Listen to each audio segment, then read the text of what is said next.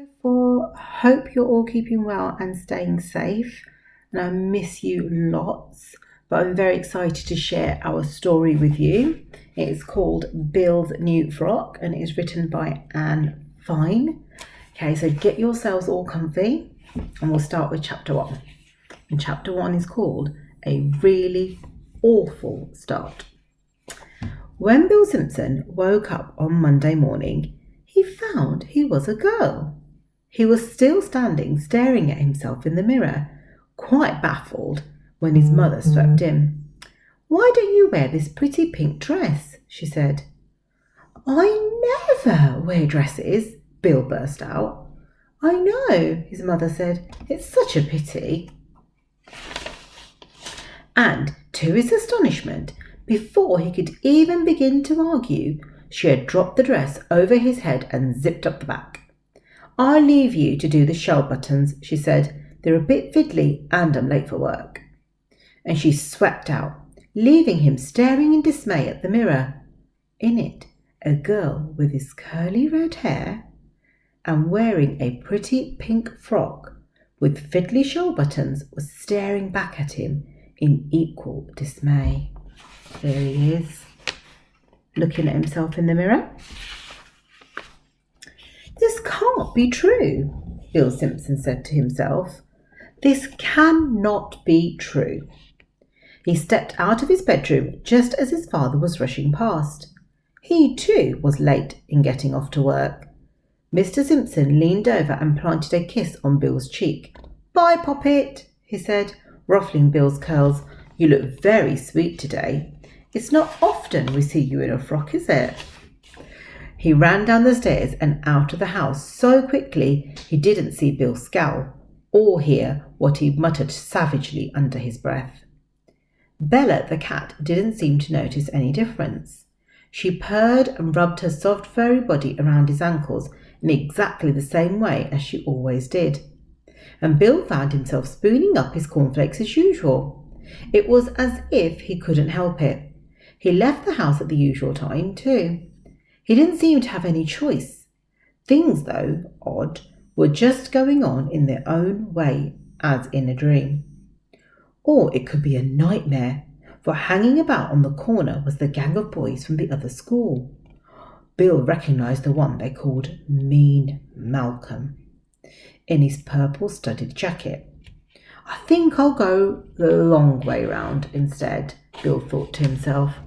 "I don't want to be tripped up in one of their nasty scuffles like last week when all the scabs were kicked off my ankle." Then Bill heard the most piercing whistle. He looked around to see where the noise was coming from, then realised Mean Malcolm was whistling at him. Bill Simpson blushed so pink he felt his freckles disappear. He felt so foolish he forgot to turn off at the next corner to go round the long way. He ended up walking right past the gang. Mean Malcolm just sprawled against the railings, whistling at Bill as he went by, wearing his pretty pink frock with shell buttons. Bill Simpson thought to himself, "I'd rather have the scabs kicked off my ankle." When he reached the main road, there was an elderly woman with curly grey hair already standing at the curb. To feel safe from the gang, he stood right next to her. "Give me your hand, little girl," she said. "I'll see us both safely across the road." "No, really," insisted Bill. "I'm fine. Honestly, I cross here every day by myself." The woman simply wouldn't listen. She just reached down and grasped his wrist, hauling him after her across the road. On the far side, she looked down approvingly as she released him. "That's such a pretty frock," she said. "You mind you keep it nice and clean now." Rather than say something disagreeable, Bill ran off quickly. The head teacher was standing at the school gates, holding his watch in the palm of his hand, watching the last few stragglers arrive.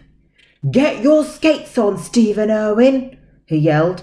"And move, Tom Warren." Another boy charged round the corner and cut in front of Bill. "Late, Andrew," the head teacher called out fiercely. "Late Late, late! Then it was Bill's turn to go past. That's right, the head teacher called out encouragingly. Hurry along, dear. We don't want to miss assembly, do we? And he followed Bill up the path to the school. Assembly always took place in the main hall. After the hymn, everyone was told to sit on the floor as usual. Desperately, Bill tried to tuck the pretty pink dress in tightly around his legs. Mrs. Collins leaned forward on her canvas chair. Stop fidgeting with your frock, dear, she told him. You're getting nasty, grubby fingerprints all around the hem.